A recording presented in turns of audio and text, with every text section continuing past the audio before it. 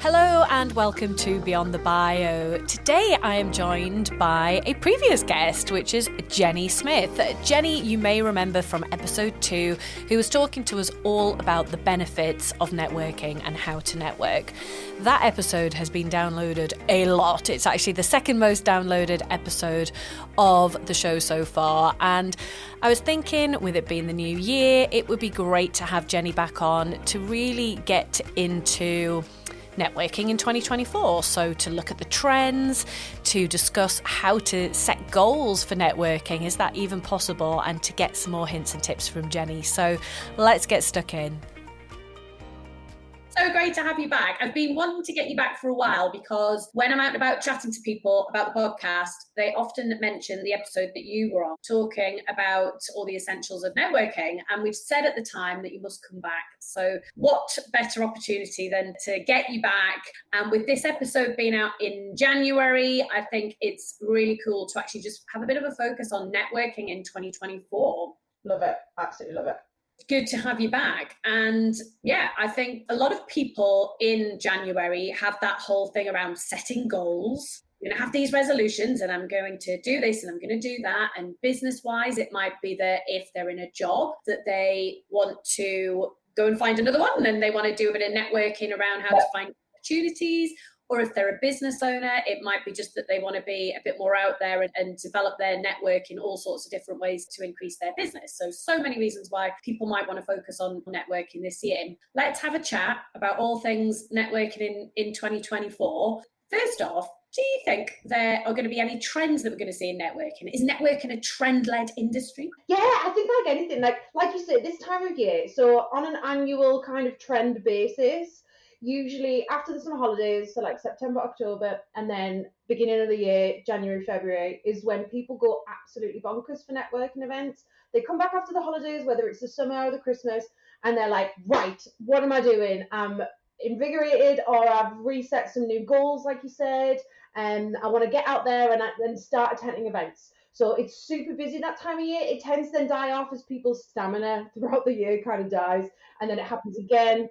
And then it runs on those cycles. Interestingly though, I think this year's going to be a really interesting year for networking. There's been a massive shift, obviously, since lockdown. And I think even last year, 23, it was still very raw. And there was still even a lot of people who weren't going out to networking events. The organizers of events were kind of recovering from what happened and trying to get back into the groove. And people's appetite for events has really changed. So people are expecting more, basically. So it's harder to get bums on seats than it's ever been, because getting people out of the house with shoes on and fully clothed, and it's a lot of effort since lockdown. And the hosts are seeing that. They're seeing drop down rates are bigger. You used to maybe have a dropout rate. If it was a free event, if you had 100 people booked onto an event, you'd maybe get 20 people not attend. It's more like 40 or 50 now. It's high, it's hard. So it's harder to get people out and to events, but people are expecting more. They want more in return from that effort of travel, the effort of putting the time in to go and physically be there. So a big trend for me, I think, that's going to be becoming apparent this year is that the hosts are going to have to really showcase that return on investment from attending from the get-go. It's not just enough to put on a free buffet. It's not just enough to even put on a free bar anymore. That used to be more than enough to get people. People want more than that. So it's a big focus, I think, this year on knowledge transfer, which means a lot of speaking opportunities, which is fantastic, obviously, for people who are wanting to raise their profile further by, rather than just attending events, put yourself forward as the speaker. It's a great way to get that additional wraparound promotion before the event and afterwards as well. So a lot more kind of focus on knowledge transfer, focus on big takeaways and things. I think the value proposition has to shift in order to get the people to the places. And thinking about that from an organizer's point of view, what do you think around people charging for events? Do you think that's more likely to get people coming along? They've paid some cash, they're more likely to rock up. Absolutely. I think from an organizer's perspective, it reduces the risk, because even if people drop out, you're not going to lose 20 heads worth of buffet food that you've paid for. It's already covered. But it shifts people's minds in terms of they're more committed to attend, like you say, because, oh, I've paid for it, I'm not going to just not go. But it's a perception of value as well. If things are free, and free events often are great for startups and small businesses who are like really, they're hustling, they haven't got money to be spending on £100 for a dinner event. But if that's not your target market, that's not where you need to be anyway. If your target market is the people who are spending £100 on a dinner ticket, instead of spending hours and hours and hours at events that your target market aren't at, you're better off actually investing that £100 to go to that one dinner, to be in the room full of the right people and just spending less time. Again, it's that return on investment that people need to be more strategic about. And I think not just from the host perspective, putting a price tag on, but from the delegates' perspective, thinking about, right, who are you targeting? Do they have the money to be spending on these events? If the answer is no, go to the free ones. If the answer is yes, then invest that money and go to one really good event rather than going to 20 ones that it's not the right place for you. So definitely price tag's going to be it's a power play as well. A lot of people like to be seen at events with high price tags, because it sends this message to the market. You're laughing because it sends this message to the market. It's like, I can afford to be here. It increases people's perception of their social capital. They can take selfies there. It's that kind of thing as well. So the social media is really influencing where people want to be seen to be, which is interesting. It's funny because I've got a few different hats on, I guess, when I'm thinking about networking, because as you know, I co-host City Ladies with a couple of friends, and it's either 20 quid or 25 quid to come along to that. And we sell out every single month for Newcastle. London is a bigger space, but that, we sell a lot of tickets to that. But every single month, there's people that don't come. Every single month, which is so frustrating because it sells out. And every time, the week before, we have people going into the group saying, oh, is anyone selling their ticket? Please, can I buy one? I really want to come. And then there's a few swaps go on, which is ace. A bit of chat there. There's always people that don't show up on the day. And I just think, oh, this is frustrating. But it's hard. There's a number of different factors. So networking is a very vulnerable activity. We put ourselves in a position of vulnerability where we could potentially experience social rejection, which terrifies us as humans, and understandably so. And our tolerance for vulnerability changes depending on what's going on in our lives. So if someone's feeling really confident, they're having a good, successful week, they're feeling, amazing, they've got a higher tolerance level for that potential rejection. Whereas if someone's having a really tough time, things aren't working out, their confidence levels are maybe a bit lower, they're going to look for excuses. The weather's bad, I can't park anywhere, I'm having a bad hair day, whatever it is. We look for excuses and we look for barriers if we're not mentally in the right place to put ourselves in those positions. Probably going to go slightly off piste here, but you've just totally prompted a thought in me. Around November 2023, I was on the way to burnout, and I think I totally hit burnout just before Christmas. And I'm literally like, today is the first day I've started feeling human for about 3 weeks. But in the run up to hitting that burnout point, I was really aware of it. There was so many things going on. And I felt like the way you've just described there, it was the Entrepreneurs Forum conference. So I'd paid, I don't know how much is that, 150 quid, 200? And I bought a ticket and I was excited to go. And there's always awesome people that go to those events. And I was looking forward to going. And that week was just a brutal week with all sorts of things going on. And I just wasn't feeling it at all. And I woke up that morning and I felt really anxious. It was just this build up to this burnout. And I just thought, I can't go because I'm not going to be me. I'm not going to be sort of bouncing in and wanting to chat to people. And much as I was excited to listen to the speakers, a big part of going to that conference for me is the interaction with other people, new people, that exciting time to chat to people. And I just thought, if I go, I'm forcing myself to go. And if I go, I'm going to just be going to not waste the money on the ticket. And actually, I might end up presenting myself in a way that's not me or not how I'd want to present at that kind of event. That could be detrimental. So I didn't go. I think it was probably the right decision that day, if I'm honest. It was probably the right decision. But it was interesting. You really felt like that before. I'm normally kind of, I'm there and looking forward to these things. And it just felt like that week. Sometimes you've got to just make that call. And absolutely, if you are not in the right space, forcing yourself to do something and it's just not worth it, you can go next year. There's always going to be another event. And sometimes dropouts, it's for that purpose, and that's absolutely the right purpose. Other times it's other things and life happens. But like you say, you give away a lot of energy and a lot of yourself, and you're representing yourself and your business. And if you've got that level of self-awareness that you know that you're not in the right headspace to do that, then that's absolutely the right thing. I think something else that's going to come out of this year 24 is that hosts are having to increase their own awareness of individuals and things like that, and being more aware of that. There's a lot more around making events more inclusive, and whether that's on the mindset of for neurodiversity, for creating more diverse networks. And I think hosts are having to think more along those lines and trying to design events in a way that really help and support people, because people are using networking events not just for business, they're using it for mental emotional support. So as remote working's taken off and people are working either independently or hybrid, or they're working completely remotely, people are now using networking opportunities as a way of getting social interaction and that community. They're using that more than ever.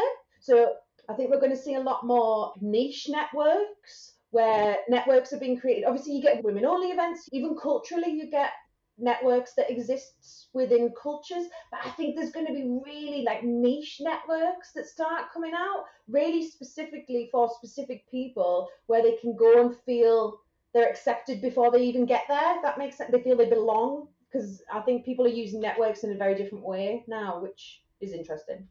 So if someone's listening and they're thinking about setting networking goals, have you got any ideas to sort of get them on their way around what kind of goals they might set depending on where they are in their networking journey? So maybe an example of a goal someone could set if they've never done any networking or they're absolutely terrified about it, versus maybe someone that's a bit more well networked.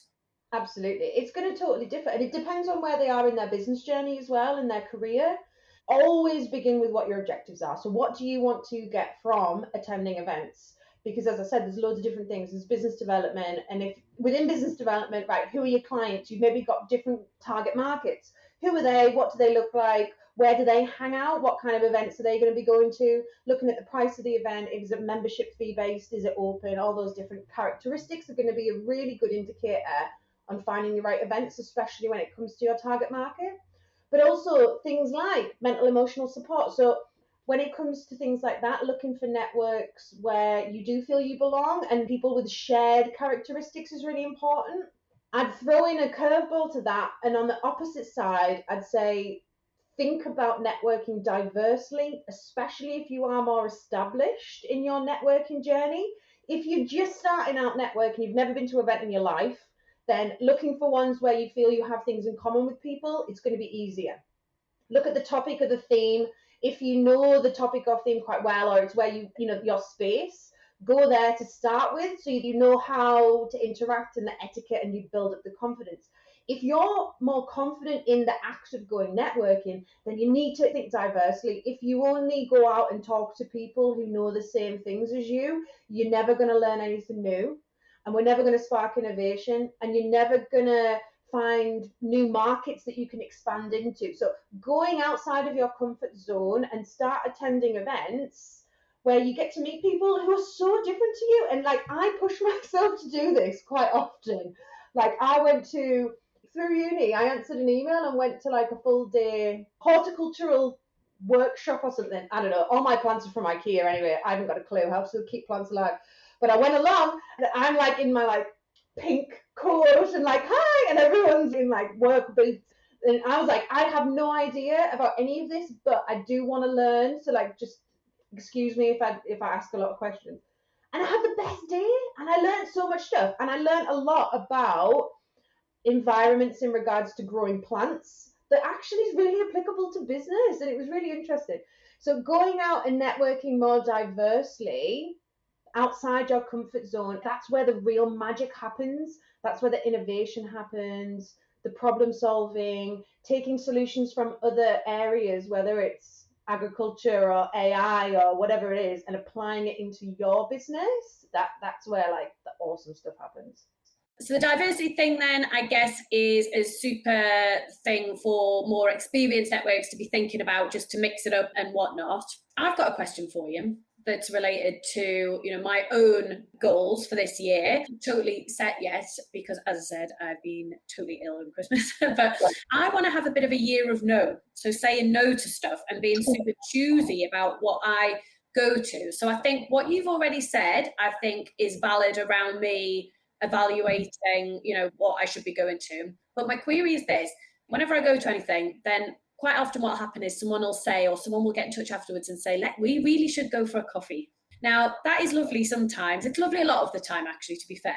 However, I'm at a point now where that happens a lot. And if I said yes to all of them, I would literally just be having coffees all the time. And then I would just be totally overwhelmed with all the stuff that I've got to do. So my question is, how can you find out in a really polite and diplomatic way whether it's worth having coffee with someone when you are limited for time? So for me, if I'm saying yes to coffees with people at the moment, really it needs to be bringing something in for the business. Because if it's not where I want to focus this year. And that sounds pretty brutal. And I don't really want to say to someone getting in touch for a coffee, look, are you going to buy anything from me or what? Because that's a bit rude, isn't it? So how do you handle things like that where it's a bit fluffy?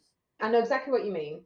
And there's a couple of options that I would go with on that. So one, instead of doing a coffee, just do a 20-minute call. Just be like, oh, I'm booking in loads of calls at the minute. People use those Calendly, you've got the calendars, and then just send them a link and they can book in their own 20-minute calls and just be like, oh, I'm having to be at the office a lot, so let's have a quick call and we can chat. And it becomes more like speed networking, essentially. 20 minutes, lovely. You haven't had to travel anywhere. It's like, so I've got a friend in London and she had a couple of years of being single, and she was like, I can't be doing Tinder dates, getting dressed up for dinner. It's so expensive and it's a waste of time. So she would first date, walk in the park on a lunch break, get a coffee, 20-minute walk, and then whether or not there's something there or not. And you've not missed an opportunity, but you've also not spent 2 hours getting dressed up to go for a dinner. Do you know what I mean? And it's not exactly the same, but having those 20-minute kind of discovery calls and using something like Calendly where it doesn't have the admin burden as well for you, that can be a really nice time and cost-effective way. Another option, so what I like to do is if you're going to a networking event and someone wants to meet you, say, oh, actually, I'm going to this networking event. Let's have a chat while we're there. Or we can have a coffee afterwards or beforehand. And then the time that you were investing anyway in either going to it or traveling to it, then you're just having a little wraparound. So again, it's not taking a chunk out of your day. It's just a little extension of something that you were already going to do. That can be a lot easier.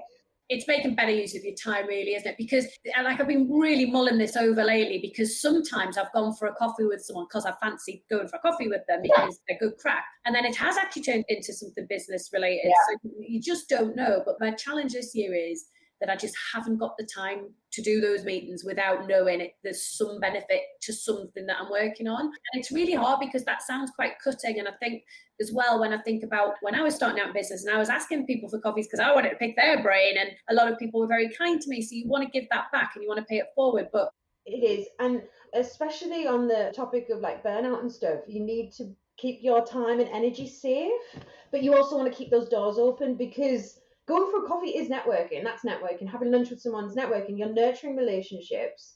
But sometimes in our careers, in our journeys or what have you, sometimes you're going to have that freedom and space to be like, yeah, let's have coffee, let's go for coffee.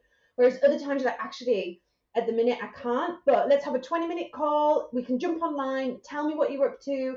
I'll tell you what I'm up to, and we can just catch up. And then you're connected virtually online as well. So it's just doing it in ways that suit that time, and it's going to change as your business changes. I'm going to try a few different things out over the next month and see how I get on with it. Let us know how you go. Yeah. I shall. Just before we finish up, what about you? Have you got any networking goals for this year? Oh, that's a good question. So, do you know what? I'm quite bad. I'm not bad in that, like, a lot of the events that I go to, I'm speaking at, which is wonderful because it's really time and cost efficient. Everyone I speak in front of gets to hear, like, my passion, hopefully, for networking, and they learn some stuff, and then they can be potential clients, which is great. But actually, I need to and want to do more experiencing of events this year, how I used to, which was simply as a delegate. So my PhD research is moving on, and now I'm starting to collect more data, and part of that is experiencing networking events as a delegate, either business events or academic events. And the idea is that I'm going to be collecting kind of a personal reflective journal of each event and then being able to compare the two, so that that's kind of a form of data comparison between what it's like to go to a networking event for business versus academia. So I think a goal for me this year is going to be just stripping it back and just going to networking events as a delegate rather than going, because it's a very different experience.